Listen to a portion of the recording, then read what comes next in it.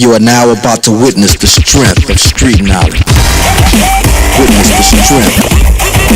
Street knowledge. Street knowledge. Terrorize the jam like troops in Pakistan. Street knowledge. Street knowledge. Quick service announcement brought to you in part by Warriors. Damn, that shit was dope.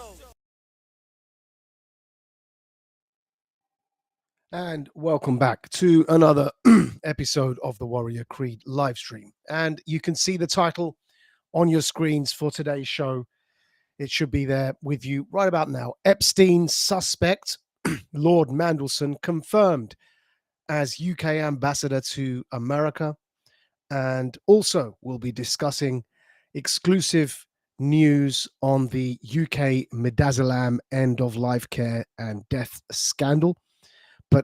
First, with the topic of the transatlantic topic, and that is the appointment of Lord Mandelson as Prime Minister Keir Starmer's ambassador to the most prized ambassadorial position, the most coveted position that there is, and that is to serve as our ambassador to the United States of America. There is the Times headline.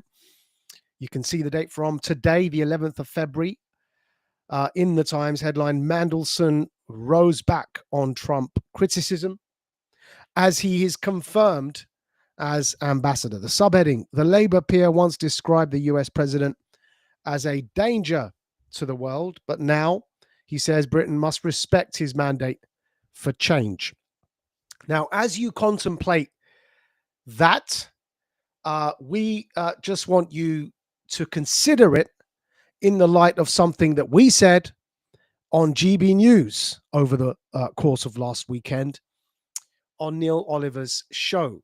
The context of Mandelson came up in reference to the now well-known global UK underage rape grooming gang scandal. And we warned that Mandelson has many questions to answer, which is why the title of today's show is that he is an Epstein-Suspect, because that, by the end of the stream today, we believe you're going to see, indeed, he is an Epstein-Suspect. It's a sad indictment on contemporary Britain that our globalist Prime Minister has appointed an Epstein-Suspect to the most coveted diplomatic position available, and that is as ambassador to Washington, DC. Before we continue providing all the receipts as usual to these very serious allegations, have a look at what we said over the weekend on GB News with Neil Oliver. There are only one element, and that's why we immediately said this was a cover-up. Don't just talk about the street-level gangs.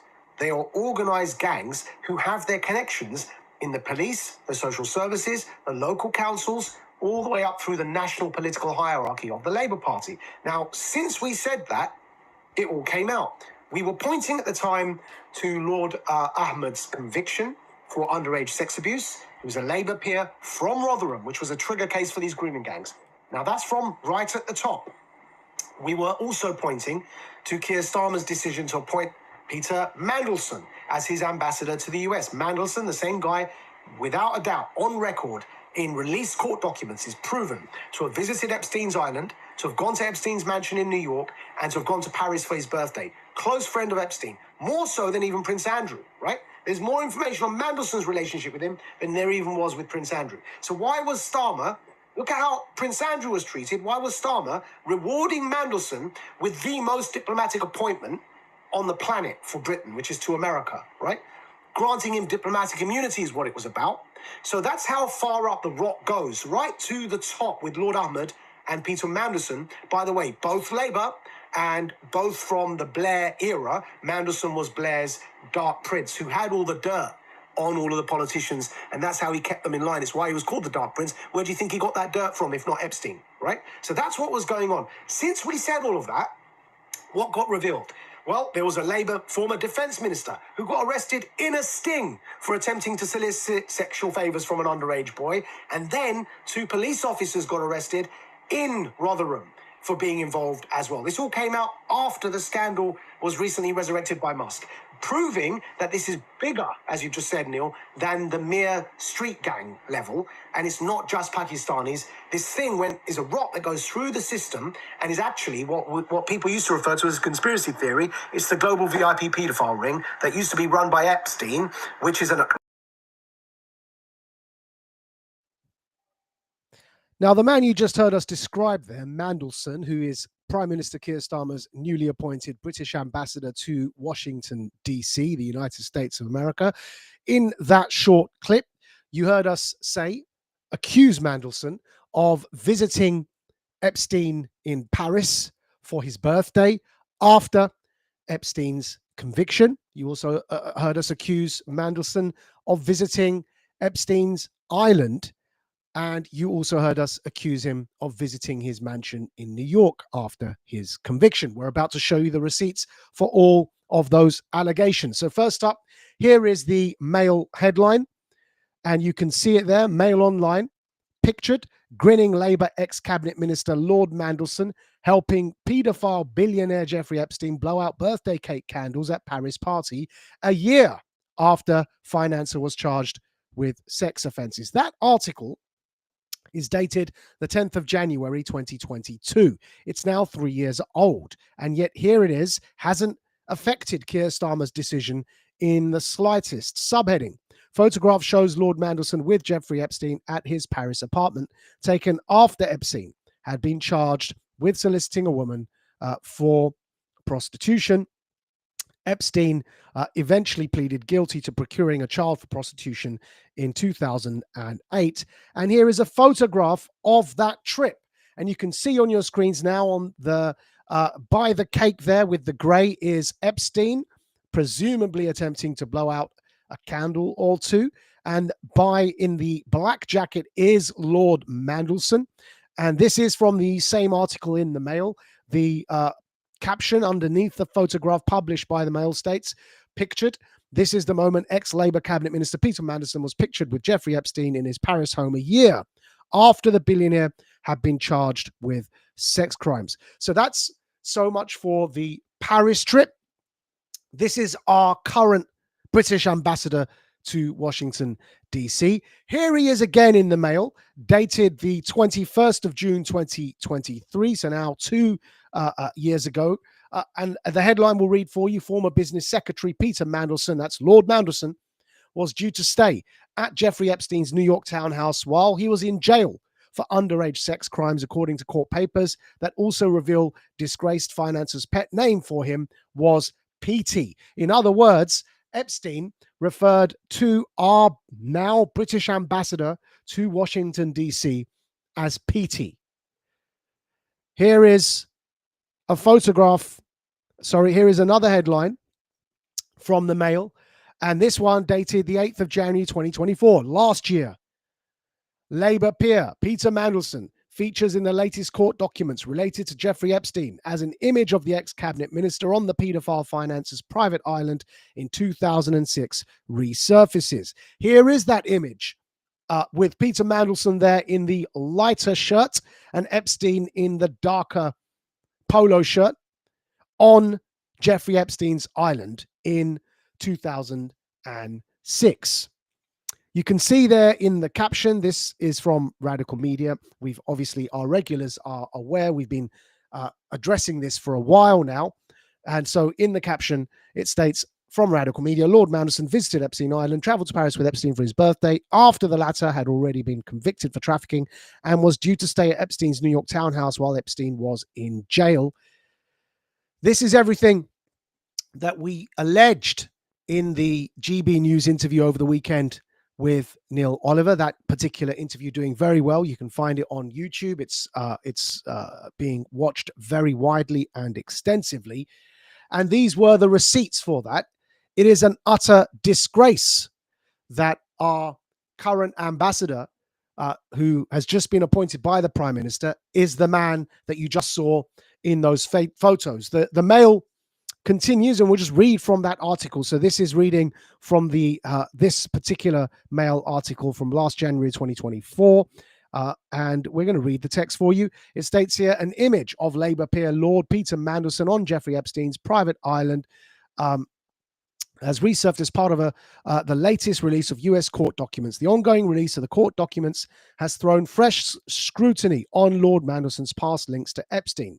Previously published images have shown Lord Mandelson with Epstein in Paris on the late businessman's 54th birthday in January 2007.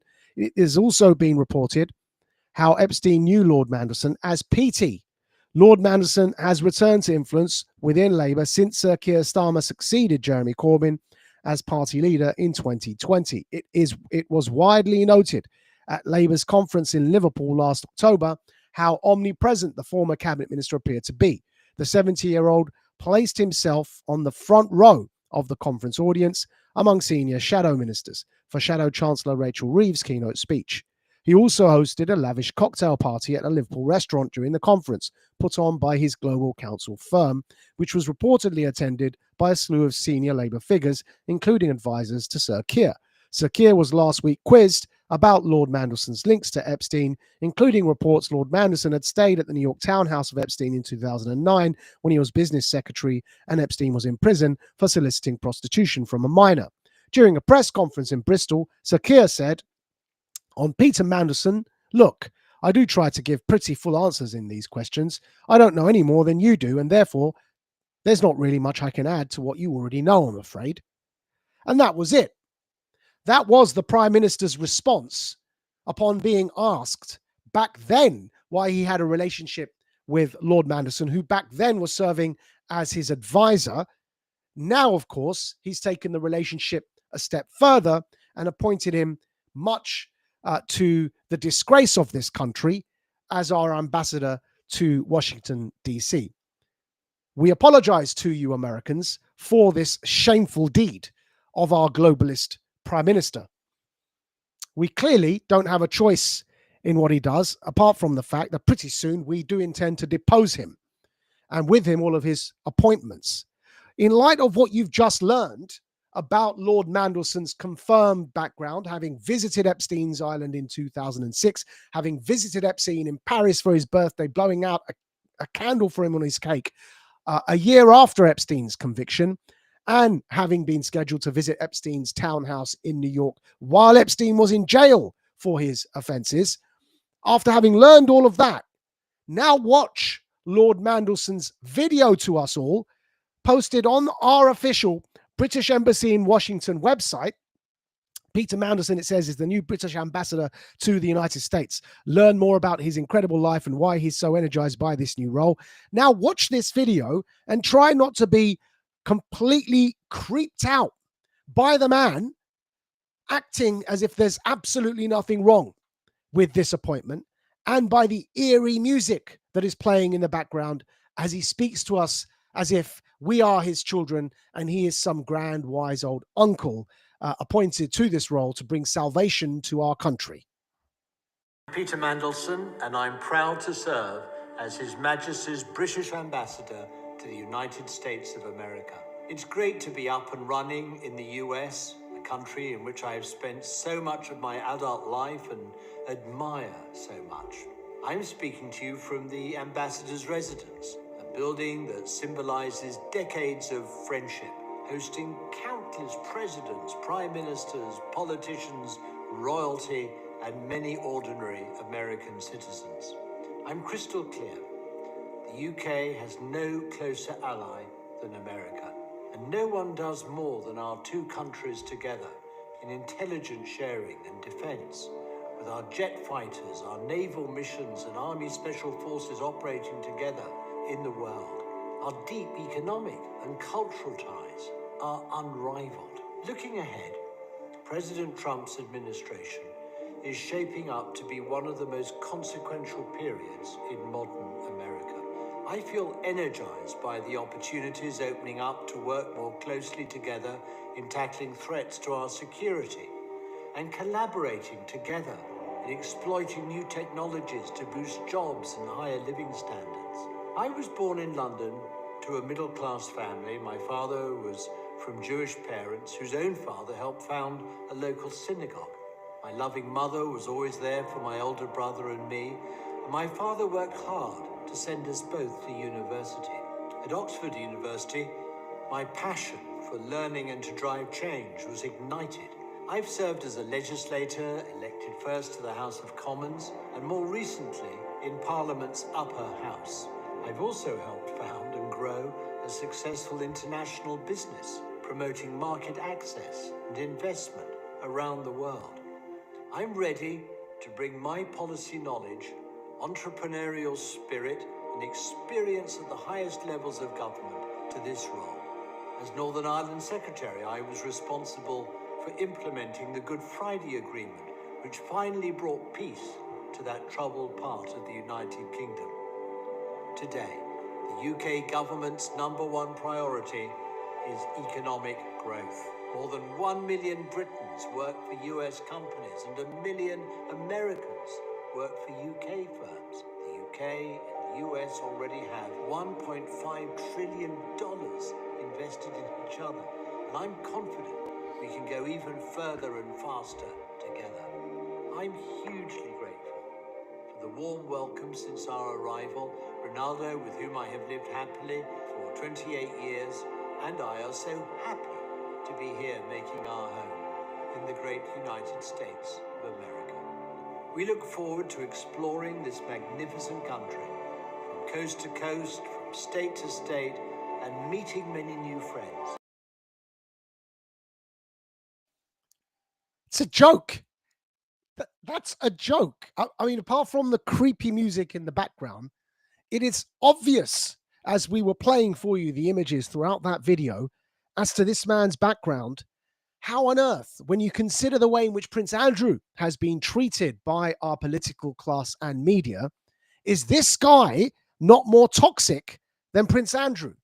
When confirmed by released, unsealed court documents, his relationship was clearly closer to Epstein than Andrew's was. And keeping in mind what we have just revealed for you about his relationship to Epstein, have a look at what he said in this Times article, the one that we showed you right at the start. Mandelson rose back on Trump criticism as he's confirmed as ambassador.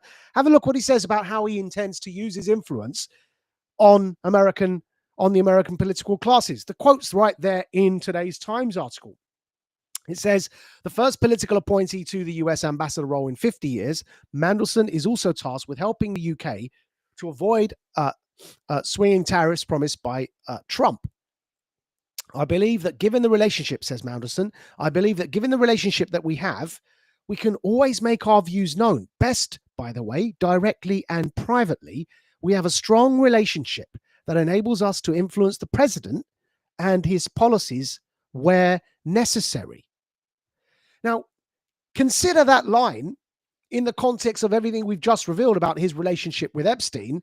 And he's saying we've got a strong relationship, which is best utilized, by the way, privately and in person, so that we can influence the president and his policies through the strength of our relationship. This is all very, very creepy.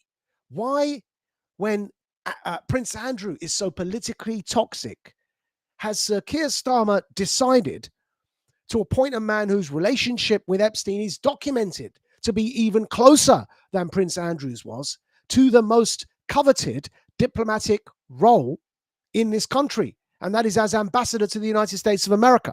What is Sir Keir Starmer's motive here, if not for the fact that it appears as if, and this is a huge question, that Mandelson, as was his role under Tony Blair, known as then as the Dark Prince, because he was able to whip Blair's politicians into line with the information that he apparently had on them. What information does Mandelson have on Keir Starmer that is forcing him to do his bidding? That is the big question that we're asking here. And of course, the other questions have arisen. As the Times reports on your screens now, 30th of January, 2025, his relationship with China is also one that raises many eyebrows. Lord Mandelson met Chinese official who oversaw transnational repression. A quote from the article, Lord Mandelson met a Chinese Communist Party, CCP official who oversaw alleged attacks on dissidents around the world.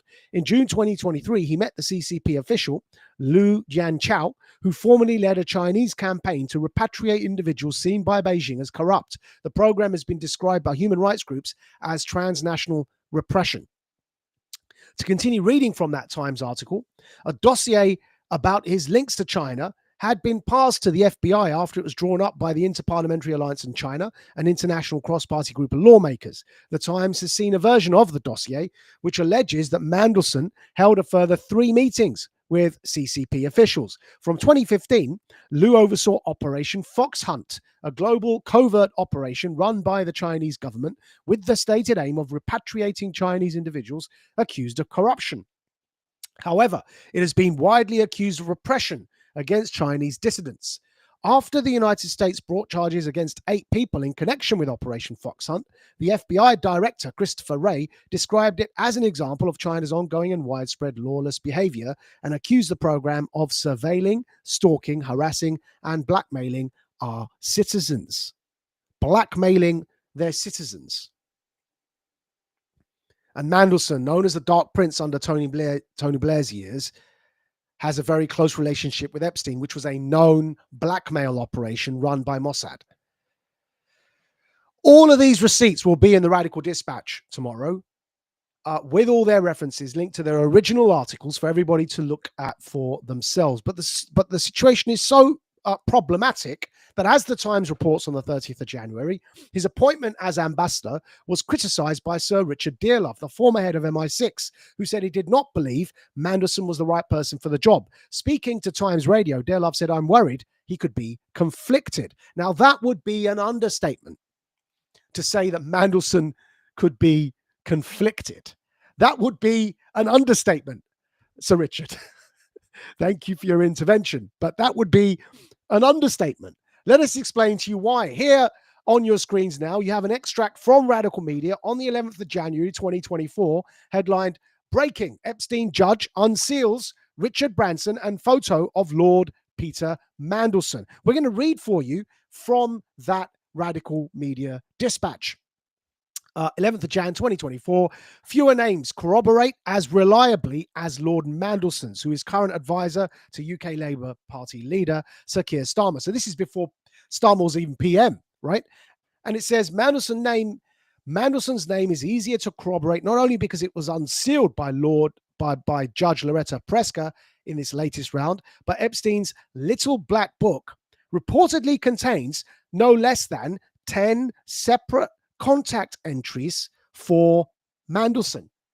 Why would Mandelson be in Epstein's book, his black book, which was his address book, 10 times? Not once, not twice, 10 separate contact entries for him to make sure he could get hold of him wherever he was. We have an image for you. This is Peter Mandelson and his entry in Epstein's black book. That is literally an image for you that we have pulled out for you through our own sources of Mandelson. That is the entry in Epstein's black book listing Peter Mandelson as 80 Archell Road. Of course, the address these days will be different, but this is the entry. And you can see there it says Member of Parliament, House of Commons. All contact details are listed. Why? Why has Sir Keir Starmer appointed this man as our current ambassador to Washington, D.C.? There are many questions that Lord Mandelson has to answer, and it's not good enough for the Prime Minister to say, "I don't know," which is what he said when asked about it at the party conference before all of this unfolded. It is not good enough for him to say, "I don't know," and for Mandelson, as he said to the Financial Times last week when asked about this, to say, "I regret my relationship with Epstein," and pretend he didn't know what this man was about. Come off it. With everything we've mentioned, with the 10 entries in the black book, which, by the way, are not in themselves sufficient to prove that somebody is guilty. They need to be corroborated, but corroborated with what? Well, we've listed this for you, and you can find this information. Again, we'll republish it for you in the Radical Dispatch tomorrow. But the way to do it is you take a name such as Lord Peter Mandelson, or, by the way, known as PT by Epstein. You take a name such as PT's and you corroborate it by looking at, for example, the searchable database. You can see there on your screens. This is from the Radical Dispatch that we just showed you. We're going to republish all of this tomorrow for you, so do not worry. You'll have all of these receipts. But look at point 1. So we say such corroboration would include, but is not restricted to matching, 1, the names mentioned by trial witnesses. We've linked for you in this a searchable database of trial witnesses of the names that they've mentioned as potential Epstein clients. Then number 2, the names that you corroborate with in Epstein's little black book. Again, a searchable database is linked for you there.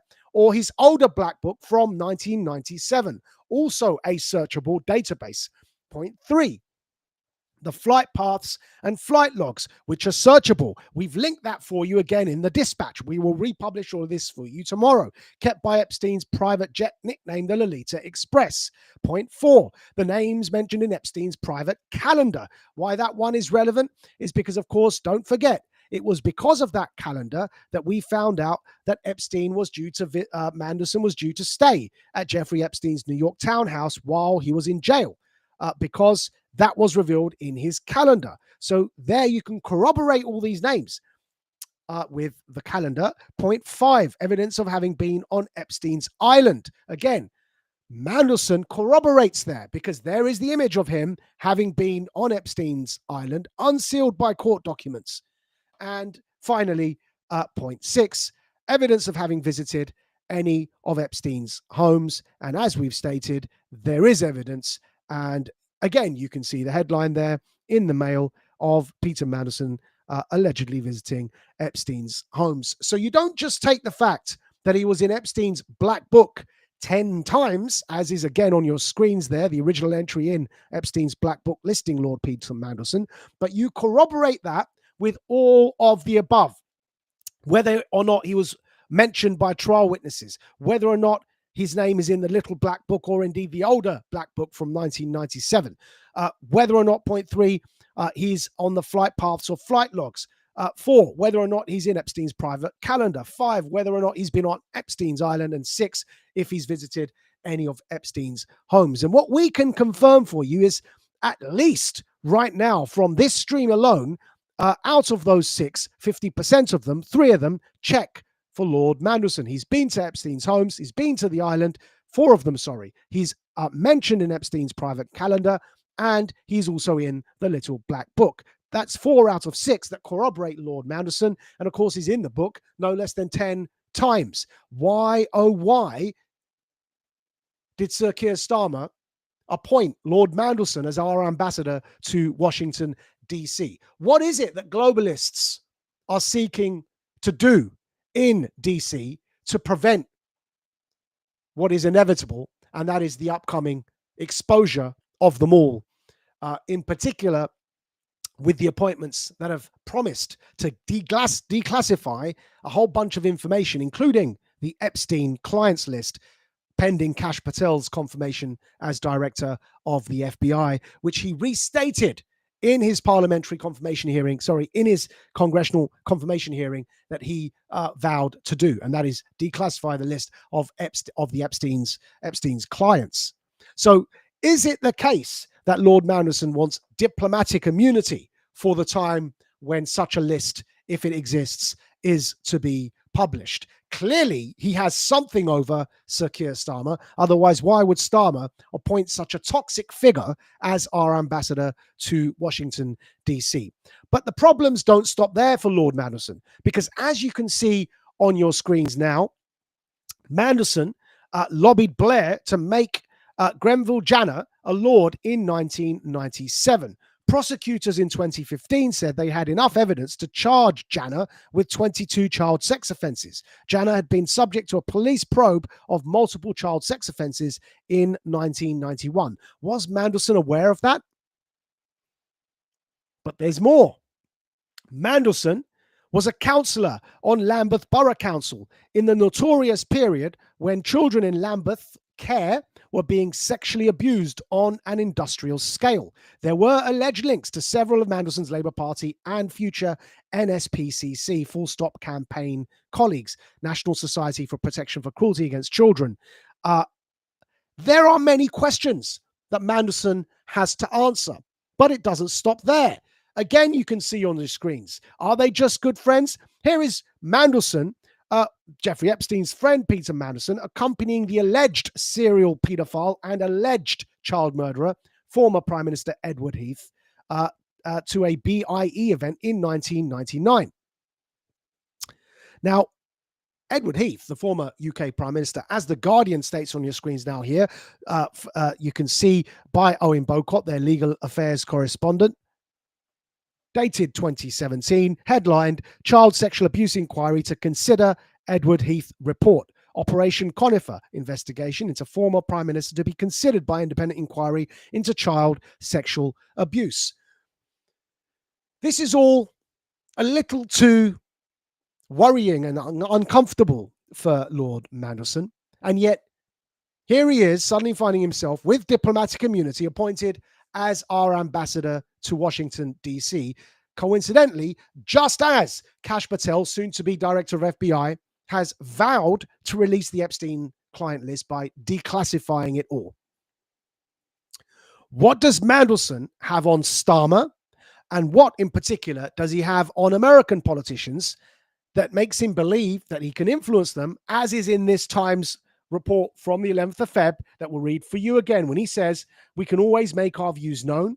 Best, by the way, directly and privately. We have a strong relationship that enables us to influence the president and his policies where necessary.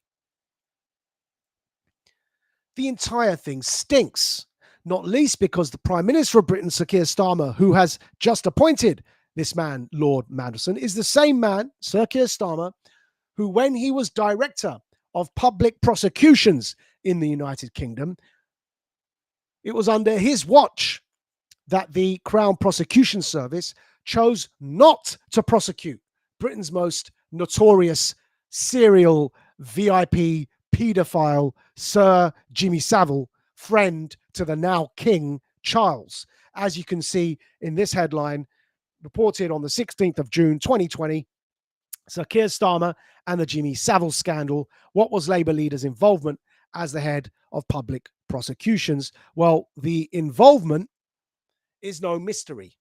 Sir Keir Starmer was Director of Public Prosecutions when the Crown Prosecution Service chose, with Keir Starmer as its director, not to prosecute Britain's most notorious serial paedophile, Sir Jimmy Savile. That's the same Sir Keir Starmer as Director of Public Prosecutions, who chose not to pursue the underage rape grooming gang scandal, even though the DNA of a suspect was on the underwear of a girl. It's all feeling a little too suspicious, isn't it?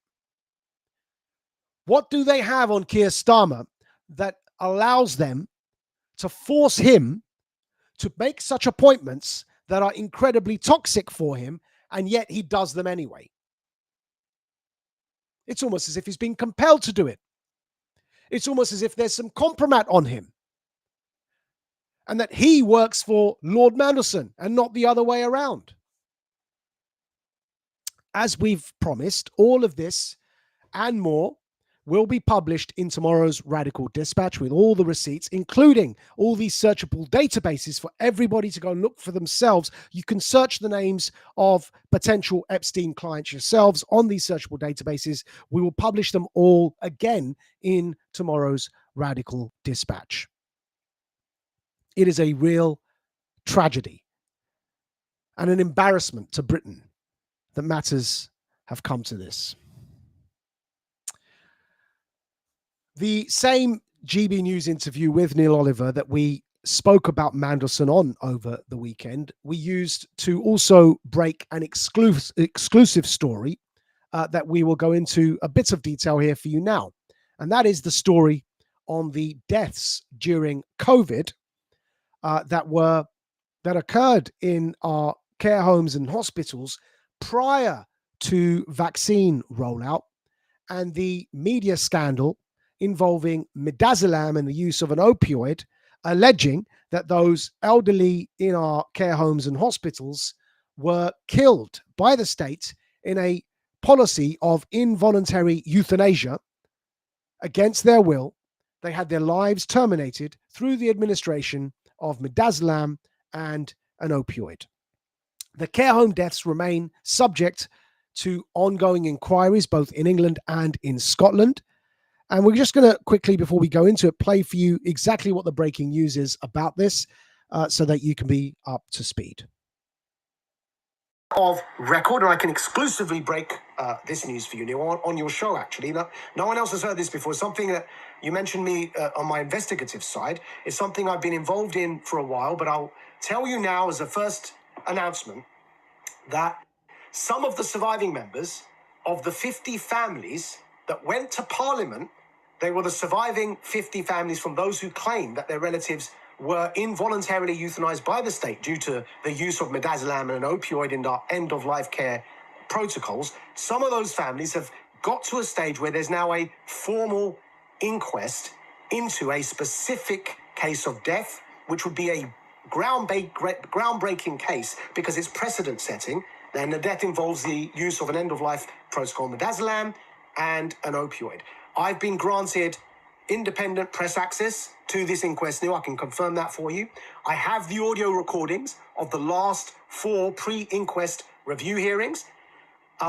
Today, in a week, that's next Thursday coming, right, is going to be the 5th pre-inquest review hearing, known as a PIRH, and then there will be a formal inquest. The senior coroner in the first pre-inquest review hearing has already said is considering issuing a Preventing Future Deaths, or PFD, document, which would mean that the senior coroner, has granted formal recognition that this is a problem of a systemic nature involving the use of midazolam plus an opioid in the end-of-life protocols. It would be systemic. There are witnesses, 6 nurses and 4 doctors, who are already serving as witnesses to give evidence in this inquest.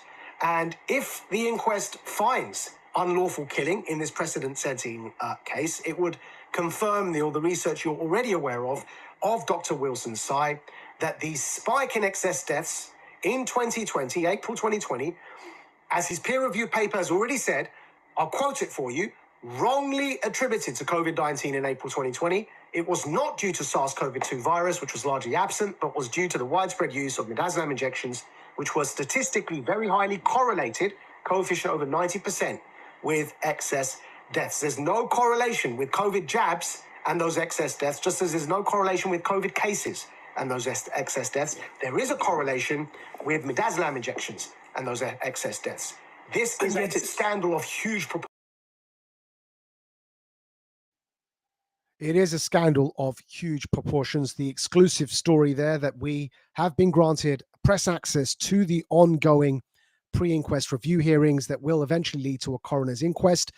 The 5th pre-inquest review hearing is the day after tomorrow. That's this Thursday. And we, as Radical Media, will be attending that and will obtain a 5th audio recording of that 5th pre-inquest review hearing, having already obtained the previous 4 audio recordings of the previous 4 pre-inquest review hearings. After this 5th PIRH, there will be a formal coroner's inquest that we will also sit on as official and independent press and obtain an audio recording of that too. As we stated in the clip there you saw from GB News' Neil Oliver show, if this coroner's inquest finds a verdict of unlawful killing in this precedent-setting case, then it is a scandal of huge proportions, because what it implies is that it wasn't COVID that killed all of those people that died in the wave of excess death in April 2020, and it wasn't vaccines, because this is April 2020, is before the vaccines were rolled out.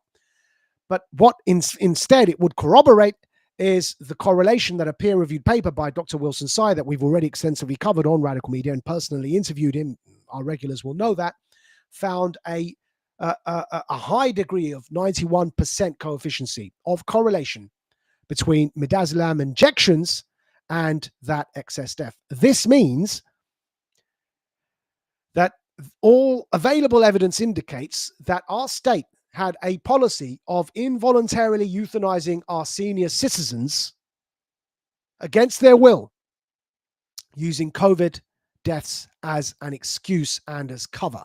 Now, that's a very serious allegation, but that's why there's an inquest. We believe we're going to get to the bottom of it. Since revealing that exclusive news about the inquest, Reform Party Chairman Zia Youssef has pledged a proper inquiry. And he says, rather, you can see they're on your screens now. So instead of wishing to work with Boris Johnson, a reform government will commission a proper COVID inquiry. It will leave no stone unturned to seek justice for victims and their families. It is possible the CPS will then have sufficient evidence to prosecute Johnson and Hancock. So our response there, you can see, dear Zia, thank you for promising a proper COVID inquiry. These elderly were not killed by COVID. They were killed by doctors placing them involuntarily on an end-of-life care pathway using midazolam and opioids, which is a state-run policy of involuntary euthanasia. This is already empirically discernible by open-source evidence. COVID's infection fatality rate, or IFR, is 0.096%. Since Reform Party chairman promised that inquiry and said that there may well become enough evidence to what's the word he used there, to prosecute Johnson and Hancock, GB News' Beverly Turner has also jumped on board and said, thank you for continuing to shine a light on this. A full inquiry is indeed required, not the arse-covering whitewash that is costing UK taxpayer billions. Now, because our response there to Reform Party chairman is alleging a state-run policy of involuntary euthanasia, we thought we'd just provide you some of the receipts for that on this stream. And again, as usual, all the written receipts will be published, including everything on this midazolam segment that you're about to see, will be published in tomorrow's Radical Dispatch. So to summarize our argument, it's on your screens now. We are not saying that the COVID vaccines did not cause excess death. They most likely did. And I lost my job at LBC for imposing these vaccine mandates. We are specifically saying that the April 2020 UK excess death, which occurred prior to UK vaccine rollout and could therefore not be due to vaccines, does not correlate to COVID cases and therefore could not be caused by COVID. Right? The excess death in 2020, in April 2020, does not correlate to COVID cases and therefore could not be caused by COVID. Regardless, COVID had an infection fatality rate, or IFR, of 0.096%, which is similar to the flu, as confirmed by ministers at the time in Parliament. Here is the confirmation for you. There is the headline, written questions, answers and statements, coronavirus death, question for Department of Health and Social Care, dated 12th of July 2021. And here is the answer on your screens. You can see it clear as of 15th of July. Public Health England's modelling group with the MRC Biostats unit estimated that overall infection mortality rate is approximately 0.096%. That was officially answered by the Department of Health and Social Care of the UK government. Continuing to read, and so COVID would have only killed people in numbers similar to the flu in a year where there were no recorded flu deaths. Again, we're going to show you the receipts for that. So when they allege all those COVID deaths happened, despite the fact that COVID has a similar death rate to the flu, a similar infection fatality rate to the flu, that year, curiously, there were no flu deaths. Evidently, it looks as if the absence of flu deaths is because they simply reclassified those that would have been flu deaths as COVID deaths. But here's a graph for you, which depicts that from, you can see there at the top left of the chart, from the World Health Organization. Again, we will publish this tomorrow in the Radical Dispatch. But this shows you how flu deaths curiously vanished the year April 2020, the year they claimed COVID killed all those people. And COVID, incidentally, has the same similar IFR to the flu. To continue reading, now we're in the third paragraph, middle way down. So we've already established that vaccines hadn't yet been released in that wave of excess death in April 2020. So it could not have been the vaccines. That doesn't mean that subsequent vaccines didn't kill people. We're talking specifically about that window of excess death, the first wave in April 2020. What killed all those people? Couldn't have been vaccines. It couldn't have been COVID, because otherwise you see a similar pattern to flu deaths. But in addition, they did not correlate to COVID cases. The deaths did not correlate to COVID cases. What did they correlate to?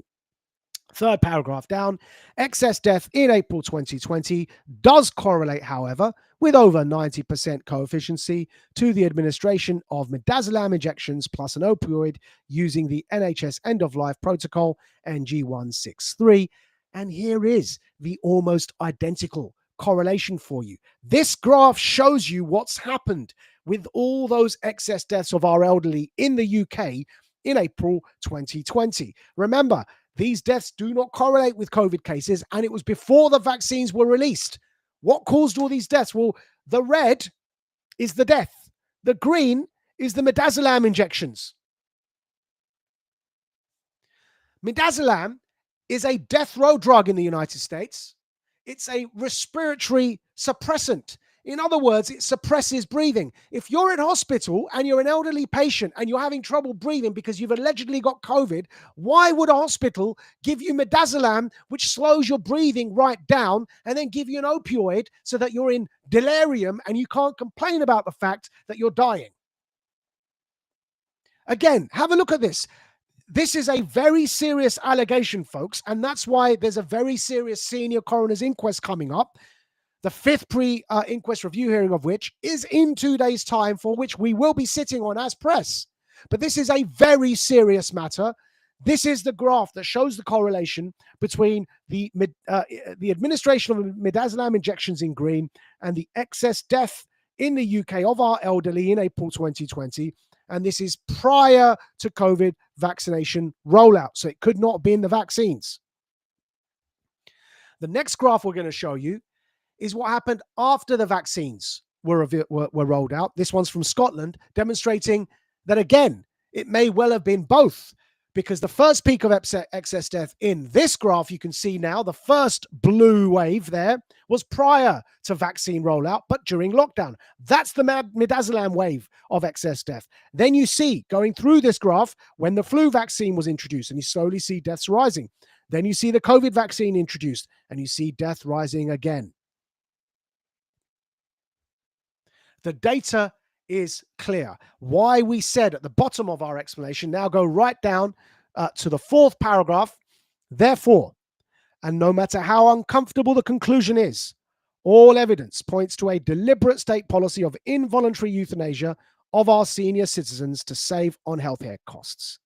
This is all conclusively shown in Dr. Wilson Tsai's peer-reviewed statistical analysis, available for free here, and that is here. Published 22nd of February 2024, last year, exclusive interview, UK excess deaths correlate to lethal Midazolam injections with Dr. Wilson Tsai. Ours is the only British interview, probably the only global platform that's interviewed Dr. Wilson Tsai on that peer-reviewed research. His was a statistical analysis that showed this. The correlation with over 90% coefficient between Midazolam injections and excess death. We're going to read for you sections of that peer-reviewed research by Dr. Wilson Tsai, just so that you're left in no doubt as to exactly what he's alleging, not just what we're alleging. This is from the paper. Look at the highlighted part. This paper shows that the UK spike in deaths wrongly attributed to COVID-19 in April 2020 was not due to SARS-CoV-2 virus, which was largely absent, but was due to the widespread use of Midazolam injections, which were statistically very highly correlated, brackets, coefficient over 90%, with excess deaths in all regions of England during 2020. To continue reading, importantly, excess deaths remained elevated following mass vaccination in 2021, but were statistically uncorrelated to COVID injections while remaining significantly correlated to Midazolam injections. The widespread and persistent use of Midazolam in UK suggests a possible policy of systemic euthanasia. A peer-reviewed academic paper of statistical analysis saying that the data suggest, quote, a possible policy of systemic euthanasia. Now we're going to read to you the conclusions of that paper. Conclusions, and go to the second paragraph. The UK COVID-19 pandemic was iatrogenic. Now what that word means is that the deaths, iatrogenic as a medical term, means that the deaths were not caused by the virus, but by the medical intervention of the doctors and healthcare professionals who sought to prevent the virus. Their intervention is what caused the deaths. That's what the term tragenic means. So reading it again, the UK second paragraph from the conclusions of Dr. Wilson Tsai's peer-reviewed paper, the UK COVID-19 pandemic was iatrogenic, created with widespread and persistent use of midazolam injections in all regions of England, particularly in care homes, under a systemic policy of euthanasia. The nature of the euthanasia needs further investigation. Statistically, midazolam injections were highly correlated with UK excess deaths throughout the pandemic, overwhelming COVID-19 disease or vaccination as other possible explanations for excess mortality. We're going to play for you a video of Dr. Wilson Tsai in that interview. You can watch the whole thing for yourselves via Radical Media. We're going to publish all of this again for you tomorrow, and you can recap that entire interview. It will be available for you for free. But here's a clip for you from the interview. Midazolam and excess death now overlap each other almost perfectly.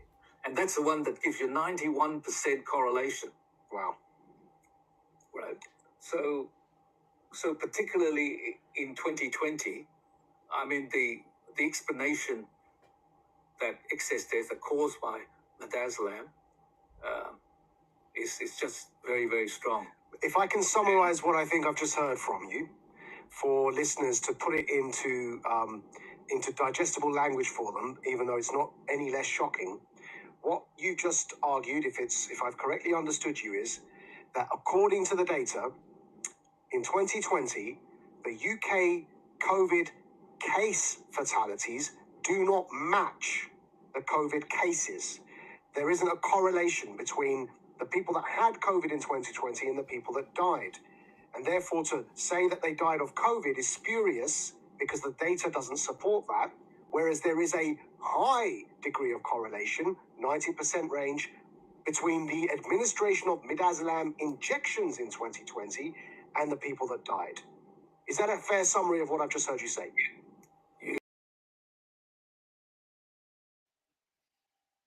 Now, keep in mind that at the time this was all unfolding, New York had their own care home death scandal under Governor Cuomo.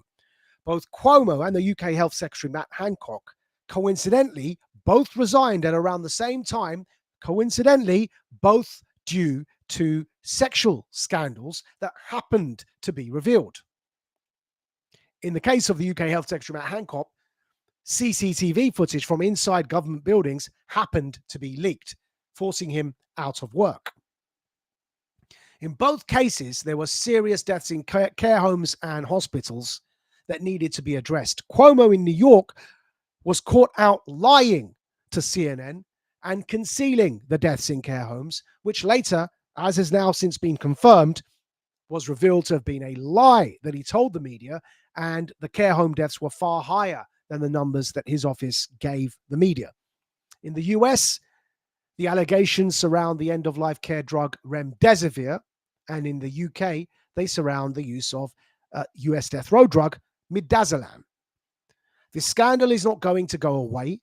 Now, thank you, Zia. Chairman of Reform Party Zia Yusuf has promised their own inquiry once they're in government, and said that it probably would lead to the prosecution of UK Health Secretary Matt Hancock and then Prime Minister Boris Johnson. But what we can promise you is that in 2 days' time, God willing, we will be sitting as independent press on the 5th pre-inquest review hearing in a precedent-setting case, looking at whether or not there was unlawful death in this groundbreaking case involving the use of midazolam and an opioid. After this Thursday's 5th pre-inquest review hearing, of which we will obtain an audio recording, there will be a senior coroner's inquest, and all of this will be explored. So watch this space, because a lot more is going to come on this story. That's all we got time for today's Warrior Creed live stream. We thank you again for your patience. All the receipts that we've discussed today will be published in tomorrow's Radical Dispatch for you to go and look up for yourselves. And we will be back next Tuesday at the same time for the Warrior Creed live stream. We thank our premium subscribers. Without you, we can't continue doing this work. If any of you are non-paying, non-premium subscribers, we ask you to sign up, because without your support, We cannot continue these investigations. The place to go is majidnawaz.substack.com and sign up on the Substack newsletter for the Radical Dispatch and become premium subscribers to gain access to this Warrior Creed video and audio podcast, as well as the extra behind the paywall content of the Radical Dispatch, exclusive long-form interviews for the Radical podcast, and much, much more. Until next week, we thank you very much. You've been listening to The Radical. Majid Nawaz. You are now about to witness the strength of street knowledge. Witness the strength. Street knowledge. Street knowledge. Terrorize the jam like troops in Pakistan. Street knowledge. Street knowledge. Quick service announcement brought to you in part by Warriors.